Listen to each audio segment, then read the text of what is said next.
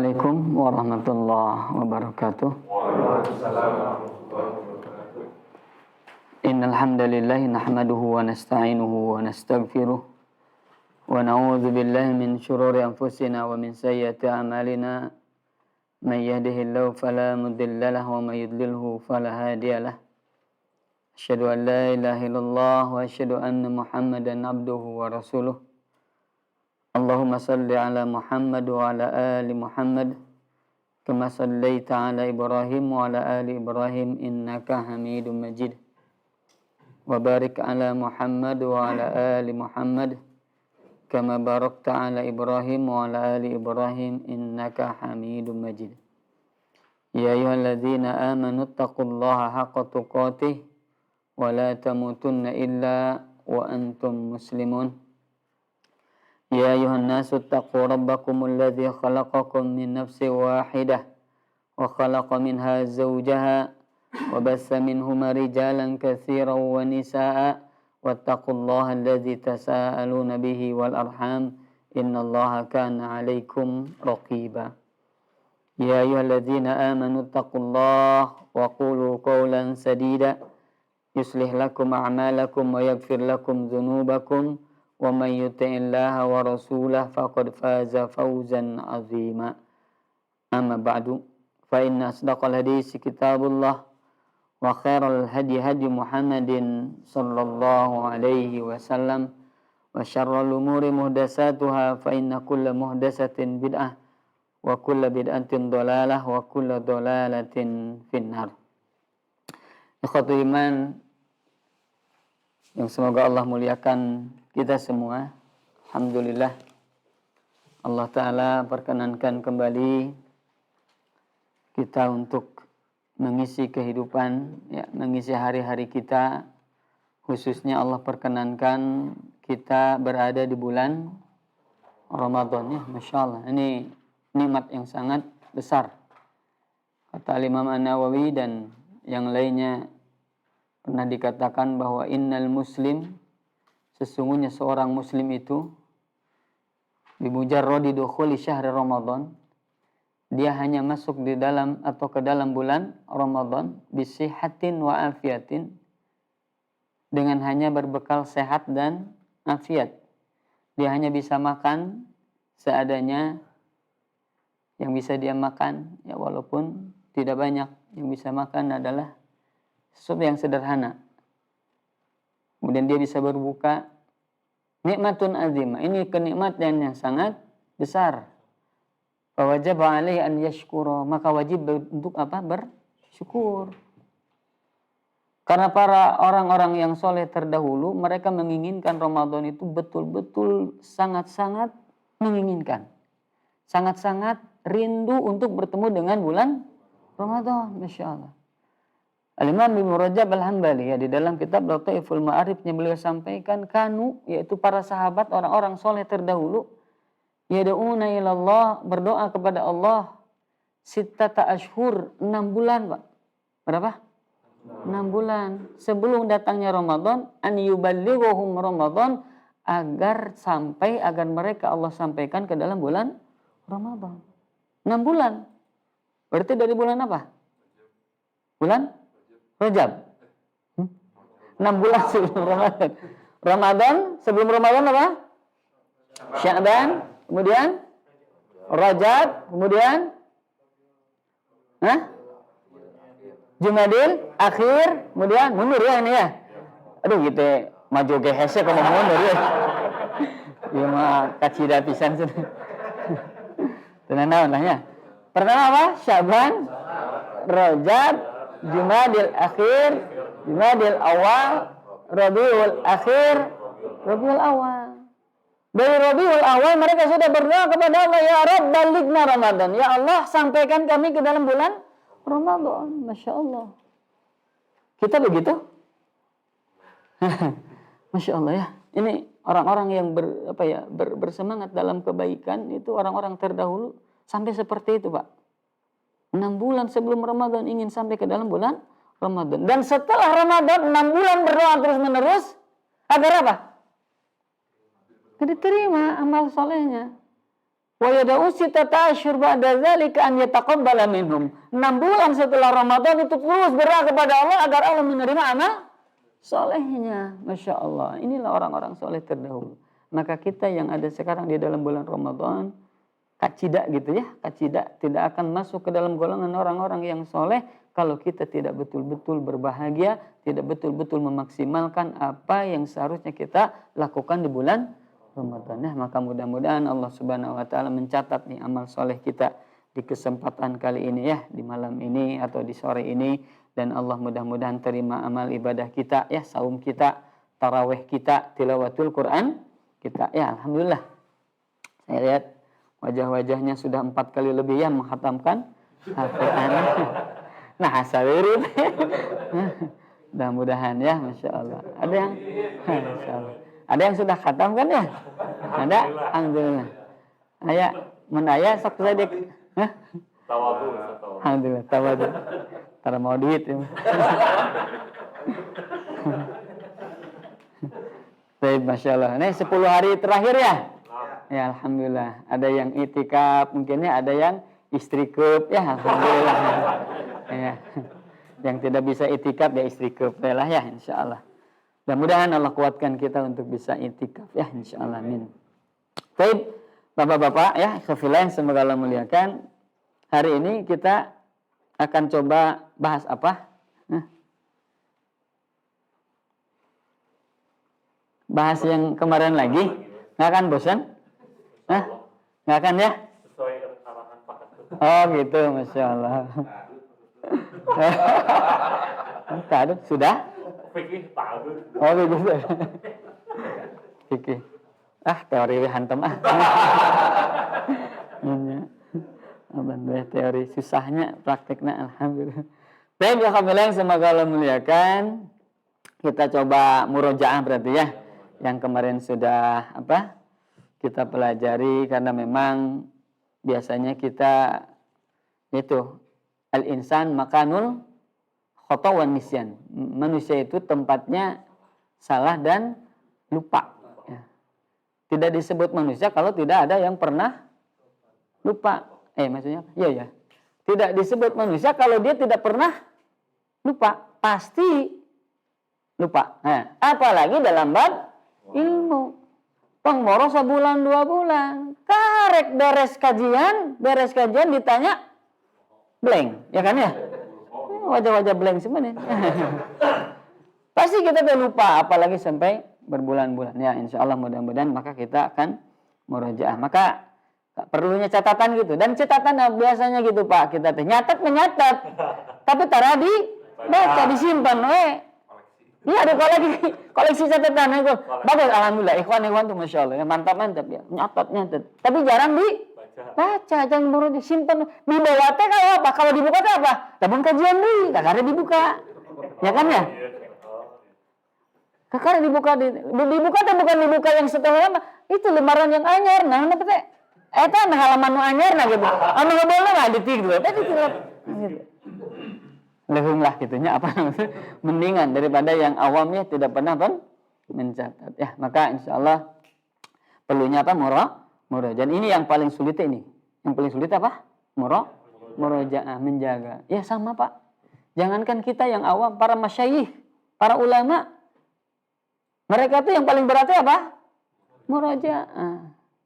Punten yang lulusan S2, S3, yang luar negeri dan lain sebagainya. Ya, mereka tuh murojaahnya kapan? Kita nih para asatidz kadang gitu murojaahnya apa? Saminggu saacana nih teh kajian sekarang di murojaah lagi. Ini biasanya seperti itu. Kenapa ya? Karena kita lemah. Al-Quran yang memang itu teh harus kita hafal ya. Kapan kita murojaah? Jarang sekali gitu. Kenapa? Ya inilah kelemahan kita ya. Maka mudah-mudahan Allah berikan taufik kepada kita, kekuatan untuk dikuatkan sebagai orang-orang yang mampu dan mau untuk murojaah. Yang paling berat itu apa? Murojaah ya, walaupun kajiannya berat juga ya. Tapi intinya yang paling berat apa? Murojaah ya. Baik, alhamdulillah, semoga Allah muliakan bab tentang fikih muamalah ya. Ini penting kita pelajari, hanya yang lebih penting nanti sebetulnya ada dari sisi esensinya ya, tapi nanti kita bahas esensi nanti. Tapi pengertian kemarin fikih, apa fikih itu kemarin tuh? Paham ya. Kemudian secara istilah apa?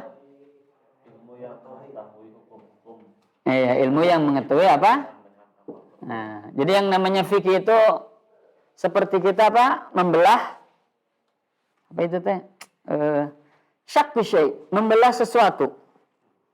Idza kunna nurid an na'rif madza fi dakhil fala budda an nashqa ala hadha syai. Jikalau kita ingin mengetahui yang ada di dalam sesuatu, maka kita harus membelahnya, kan gitunya. Kita ingin tahu bagaimana durian ini bagus atau tidak, maka dengan cara apa? Dibelah. Maka kita tahu, oh itu durian lain samangka, kan gitunya. Itu belah durian. Aduh, nanti kan belah durian. Aduh, punten salahnya ya nana teh. Contohnya, belah durian atau nana. Ya gitulah ya. Apa namanya itu? Ya ketika kita ingin tahu sesuatu maka kita harus belah. Begitupun ketika ada ingin tahu misalkan di sini nih barang-barang apa saja yang ada di dalam gedung ini. Ketika ingin tahu bagaimana di gua itu apa saja yang ada di dalam gua, maka bagaimana caranya? Belah. Apa? Masuk, bukan dibelah ya temannya. Saya nggak belah, aku mah itu buha. Jadi ketika ada di dalam sebuah ruangan kita tahu apa saja yang di dalamnya, maka dengan cara apa? Masuk. Nah itu namanya fikih. Jadi apa namanya? Fikih. Ketika seseorang belajar fikih maka dia harus terjun dan mengupas, membelah yang ada di dalamnya itu apa, gitu kan? Paham ya? Seseorang disebut faqih, seseorang disebut fikih dalam sesuatu ketika apa? Ketika sudah betul-betul mengetahui hakikat sesuatu itu. Paham ya? Seseorang dia itu betul-betul hafal ruangan ini karena dia sudah sering dan masuk di dalamnya, begitu. Paham ya? Maka jika ada seorang faqih, maka dia betul-betul menguasai seluruh yang ada di dalam bab yang dipelajari tersebut. Nah, disebut fikih muamalah, dia ingin memahami, dia ingin membelah, tadi dia ingin masuk ke dalam sesuatu yang berhubungan dengan muamalah. Paham ya? Nah, itu secara apa tadi? Bahasa ya, menurut secara istilahnya hukum-hukum syariat yang berkaitan dengan muamalah. Nah, ketika kita ingin mengetahui lebih dalam, maka mempelajari fikih muamalah ya. Baik, muamalah itu apa? Kemarin? Interaksi, bergaul gitu ya. Kemudian apa lagi? Berkawan. Itu secara bahasa. Ya. Kalau secara istilah adalah ya hukum-hukum syariat. Iya, yang berkaitan dengan urusan duniawi. Ya, itu namanya muamalah. Nah, biasanya fikih muamalah itu kan banyak muamalah itu kan tadi kan untuk ujung-ujungnya bab tentang interaksi ya. Ujung-ujungnya adalah bab duniawi ya. Maka kaitannya banyak. Ada yang berkaitan dengan apa misalnya pernikahan ya. Ada kaitannya dengan apa contohnya misal? Selain perniagaan ya kita bahas bab perniagaan ya.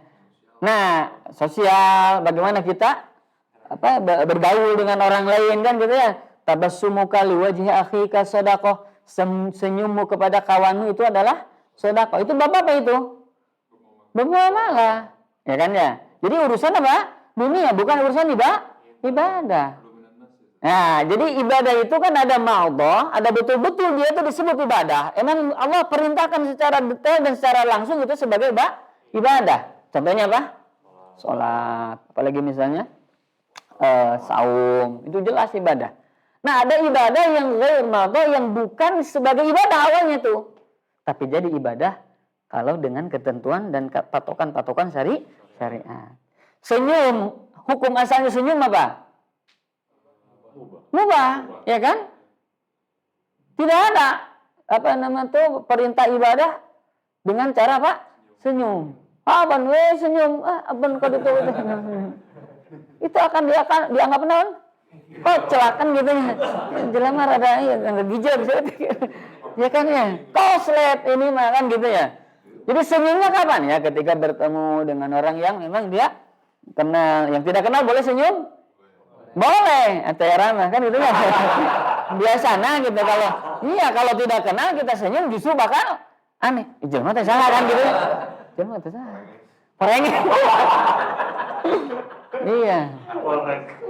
Tapi kalau assalamualaikum, nah itu boleh. Ya sambil kita assalamualaikum sambil apa? Senyum. Ulah senyum mukul. Assalamualaikum. Nah, kita nih lihat, oh pakai kopiah. Kita nggak kenal. Kita tidak kenal. Apa yang kita lakukan? Salam. Assalamualaikum. Jangan sampai tidak salam. Karena tanda kiamat itu orang mengucapkan salam hanya kepada tidak kada yang ma'ulima, yang diketahui saja, tidak yang diketahui. Sudah tahu dia pakai kopiah. Tidak diucapkan apa? Salam. Itu tanda hari kiamat. Maka kita hindari itu. Kita apa? Hindari. Kita ucapkan apa? Assalamualaikum. Assalamualaikum Kang. Salam lah. Walaupun dia bisa jadi, mohon maaf ya, bisa jadi aliran naon jelas gitunya. NII lah apa misalnya Wahabi. Wahabi. Astagfirullahaladzim. Iya, misalkan apa gitu ya. Saya tidak nyebutin lah ya, nggak usah disebutin. Misalkan JT, misalnya apa? Astagfirullahaladzim gitu ya. Misalnya gitu ya, LDI dan sebagainya. Kita tetap ucapkan apa? Assalamualaikum gitu ya. Kecuali kalau memang dikenal, dilihat dia itu sebagai bukan seorang pakai salib. Assalamualaikum. Nah, apa yang kita lakukan? Apa yang dia lakukan? Pasti akan namanya aneh, dan tidak boleh kita mengucapkan salam kepada apa? Yang kira-kira ya. Jadi memang yang sudah ini kelihatan, ini muslimin. Ya. Tapi kalau kita ragu ini tuh muslim bukan, ya nggak usah, jangan ya. Tapi kalau kita lihat pakai kopiah, pakai apa? Gamis, pakai koko. Mau mungkin pakai gamis pendeta kan gitu, pakai apa namanya itu? Mungkin. Assalamualaikum. Ya. Baik. Jadi kadinya itu nya nanti ngebahas nanti teh. Wah, muamalah. Nah, ada yang kaitannya dengan harta benda. Maka yang dimaksud muamalah di sini muamalah maliyah. Nah, maka biasanya fikih muamalah maliyah.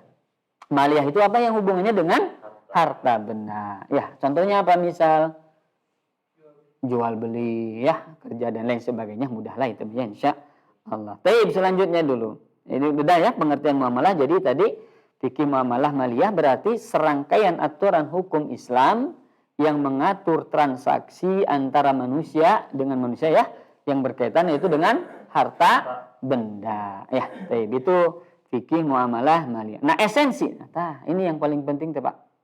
Esensi fikih muamalah. Kadang orang itu belajar, Pak, fikih muamalah. Jadi fikih muamalah itu bukan hanya ilmu. Bukan apa? Ilmu. Seperti kita belajar sholat, fikih sholat. Apakah hanya ilmu? Tidak. Untuk apa? Praktekkan. Untuk dipraktekkan. Kalau belajar fikih sholat, orang belajar sholat, biasanya insya Allah langsung bisa dipraktekkan. Tidak akan bertanya-tanya. Tapi kalau dalam bab harta, itu bisa jadi berat. Bisa jadi apa? Berat. Kenapa? Karena hubungannya dengan dunia. Coba misalkan puntennya, kita yang biasanya dapat untung gini kan misalkan, tapi dengan cara riswah. Di sana ada apa? Misal contohnya. Nah, jadi sering. Misal gitu ya. Kemudian ada dengan apa? Riba. Atau ada kezaliman di sana. Di situ tuh apa? Ada keharaman, tapi berat meninggalkannya. Kan gitunya. Karena ujung-ujungnya apa? Dunia. Maka belajar muamalah itu bukan hanya belajar pemahamannya, bukan belajar fikihnya. Belajar apa? Akidah. Maka di sini esensinya ada dua. Ya, kalau kita mau belajar muamalah, belajar apa sebenarnya? Belajar akidah. Siapa diatur ku Allah begitu. Jadi nggak usah antum atau kita belajar fikih muamalah kalau kita tidak niat untuk mengamalkan. Gitu. Kenapa? Karena jadi apa? Jadi beban. Jadi apa? Tapi tetap juga jadi dosa nya. Jadi karena gini, punten ya, saya akan sampai ada Imam Al-Qarafi di dalam kitab Al-Furuq beliau sampaikan bahwasanya bahwasanya mukallaf itu ya yang dibebankan apa? Syariat. Wajib alaihi an yata'allama ma syara'allahu wa ayyanahu Allah. Maka seseorang mukallaf itu wajib dia mempelajari apa yang Allah wajibkan kepadanya. Apa yang Allah syariatkan kepadanya. Apa contohnya misal? Salat, gitu kan ya, zakat. Maka kata beliau faman yurid an yusalli aw kama qala ya. Saya lupa lagi ini redaksinya. Maka seseorang yang dia itu dalam salat, fawajaba alaihi an yata'allama ma syara'allahu fi shalah. maka wajib baginya untuk mempelajari dalam bab apa? Salat. Wa kadzalika fi shaum wal wudu, demikian pula dalam bab saum, demikian pula dalam bab wudu, wajib untuk mempelajarinya. Wa man ajara wajib alaihi an yata'allama fil ijarah. Maka ketika seseorang ijarah, apa ijarah itu bahasa kitanya, sewa menyewa, seseorang berbuat apa, ngerekrut orang itu apa namanya itu, mempekerjakan orang lain, ijarah ya, maka wajib baginya untuk mempelajari bab dalam bab ijarah. Wa man ba'a wa wajaba alaihi an yata'allama fil bai'. Ketika dia berjual beli, dia menjual sesuatu, maka wajib baginya untuk mempelajari bab tentang jual beli. Kadzalika syirkah, ya, ketika pun wa man syaraka, sama seperti itu. Barang siapa yang bekerja sama, maka wajib baginya mempelajari bab yang berkaitan dengan kerjasama. Nah, dilanjutkan oleh beliau, faman ta'allama wa amila wa alima ma wa man ta'allama wa alima wa amila bima muqtada ilmihi. Dan apabila seseorang dia itu telah belajar, sudah apa? Belajar. Kemudian dia mengamalkan tuntutan apa yang dipelajari. Jadi yang dipelajari itu apa? Ada sebuah tuntutan bagi kita untuk apa? Untuk kita amalkan, ya kan? Kalau misalkan tadi bab sholat, begini cara sujud, begini cara ruku, ada tuntutan tidak kita untuk? Ada. Bagaimana ruku yang benar, bagaimana cara sujud yang benar, bagaimana wudu yang benar, begitupun jual beli yang benar, bagaimana ini ada tuntutan ilmu. Nah, maka orang yang belajar, kemudian dia mengamalkan tuntutan ilmu, maka kata beliau, baginya dua pahala. Maka baginya apa? Dua pahala. Maka baginya faqad atau Allah ta'atain. Maka sungguh dia taat kepada Allah 2 kali ketaatan. Artinya 2 pahala. Taat apa?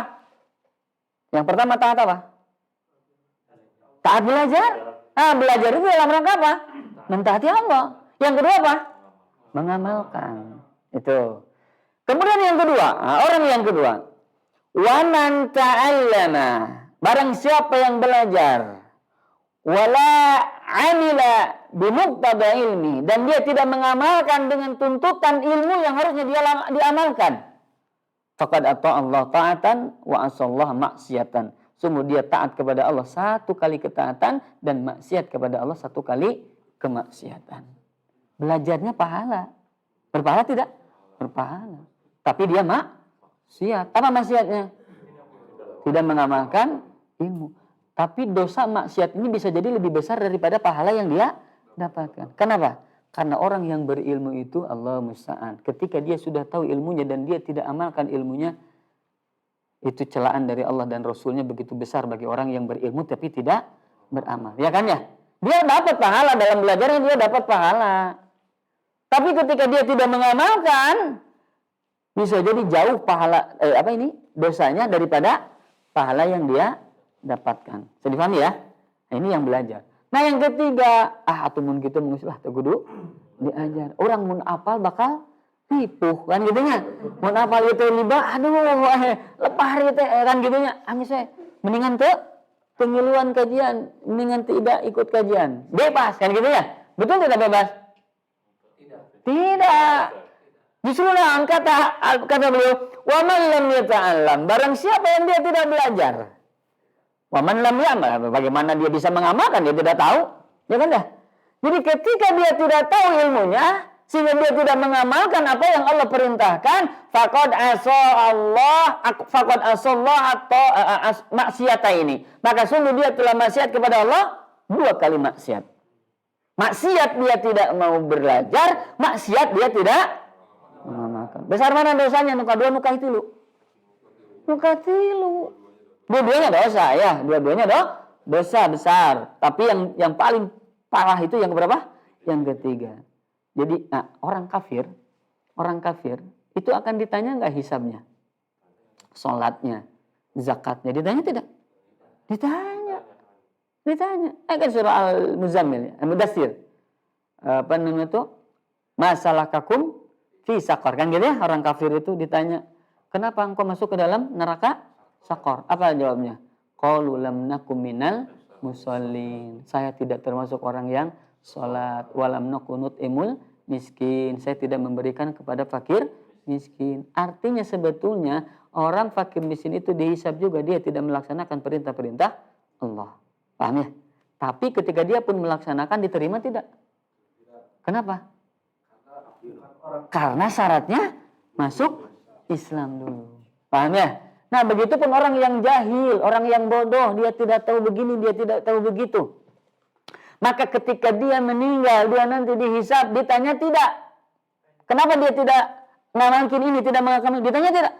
Ditanya, akan dihisab oleh Allah Subhanahu wa taala. Kalau dia tidak belajarnya karena gara-gara apa? Ya dia yang tidak enggan dan lain sebagainya, maka bebannya duanya Allah. Nauzubillah. Dia termasuk orang yang tidak mengamalkan ilmu juga. Kenapa? Yang seharusnya dia harusnya belajar. Allahul musta'an. Ya, ini bahwasanya kewajiban kita belajar dan beramal.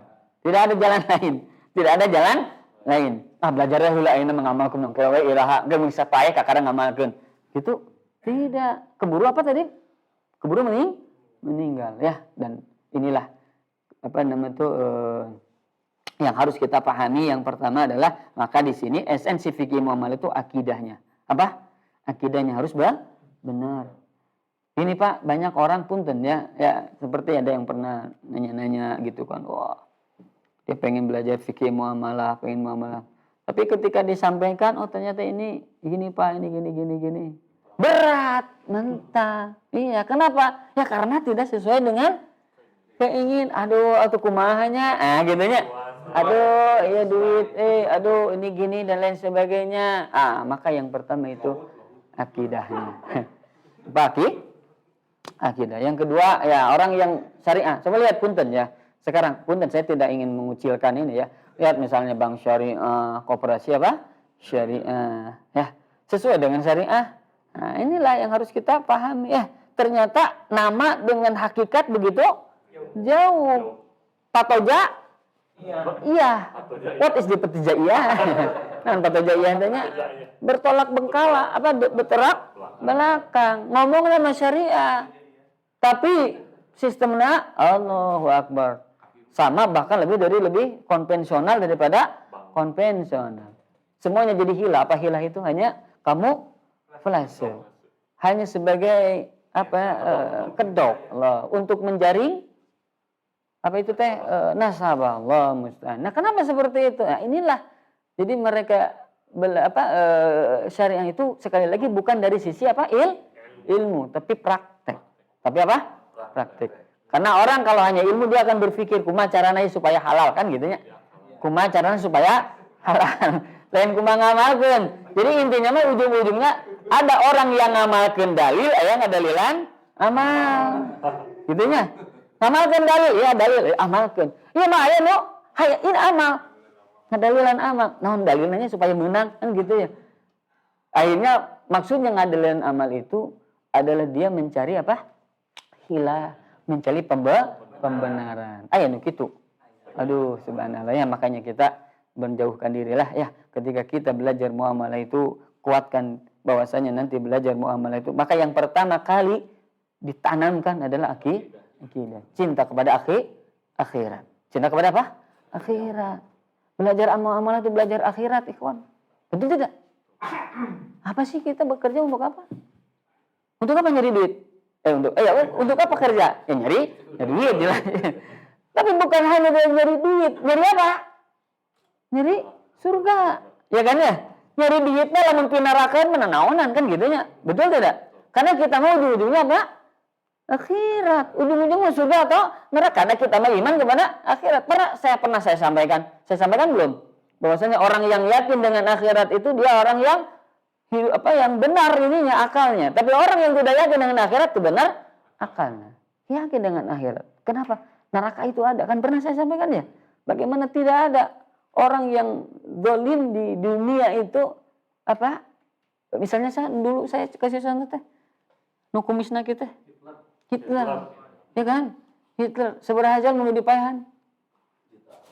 Jutaan orang, ya kan ya? 5 sampai 6 juta. Baca di mana di Wikipedia. 3 juta orang dibakar hidup. Ya. Tapi kalau kita tidak ada akhirat, cik kumaha eta? ngadalil menegakkan hukum. Kalau ada sekarang hukuman yang paling adil untuk siapa itu teh? Si Hitler. Hukuman apa yang kira-kira pantas? Cik nu hukuman nu pantas. Disangrai deui. Kan mana geus nyangrainya, nyangrai teh. Nges sudah membakar hidup-hidup kan gitu ya. Dibakar hidup-hidup deui kan ya? Adil enggak?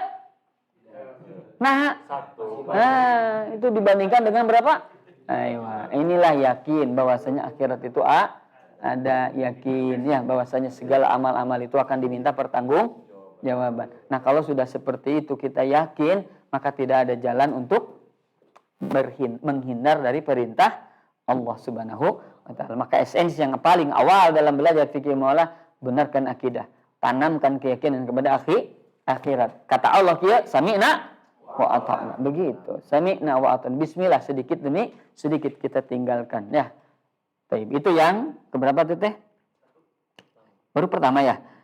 Selanjutnya apa itu? Ya, golongan penikmat harta haram sebagaimana sudah kita ketahui ya. Ada berapa? 2. Ada orang yang memang dia tuh hamba harta, hamba dunia, peduli harta halal dan haram. Yang kedua apa? Yang kedua, orang dia tuh muslim bagus, taat, tapi tidak tahu ilmu, bisa jadi terjerumus ke dalam perkara haram. Dia tidak tahu riba. Ada tidak orang yang tidak tahu riba? Dia terus mengamalkan itu, padahal itu riba.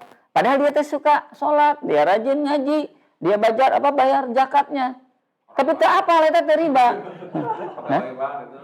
Gawe bang, iya. Surupan. Ya, jadi intinya adalah bahwa orang yang pertama hamba dunia, dia tadi tidak peduli ya. Mau aing we batur gering, penting mah urang tau pae. Batur gering urang sehat, ya batur pae urang hirup. Nu penting mah urang we kan gitunya. Tidak peduli orang lain. Orang lain mu sengsara, orang lain mu terjerumus, peduli teuing. Nah, itulah harta hamba dunia. Maka dia tidak peduli nimbun. Apa nimbun teh? Nimbunnya.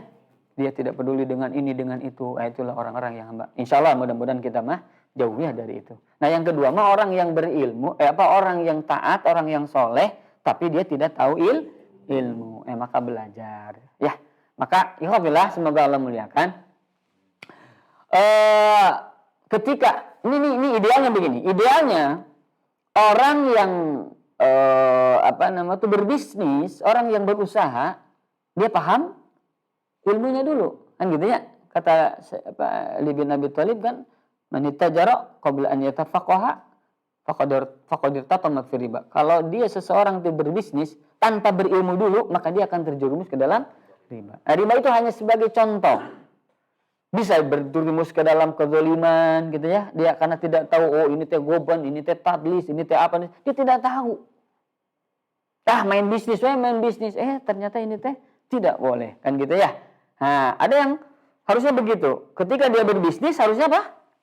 Tahu ilmu. Itu yang idealnya begitu.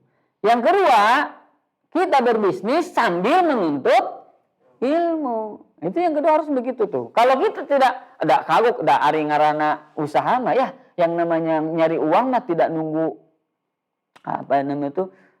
tidak nungguin hari ini besok dan sebagainya. Yang penting sekarang harus dilakukan. Kenapa ya? Karena urgent. Hubungannya dengan kompor kan gitu ya. Hubungannya dengan apa?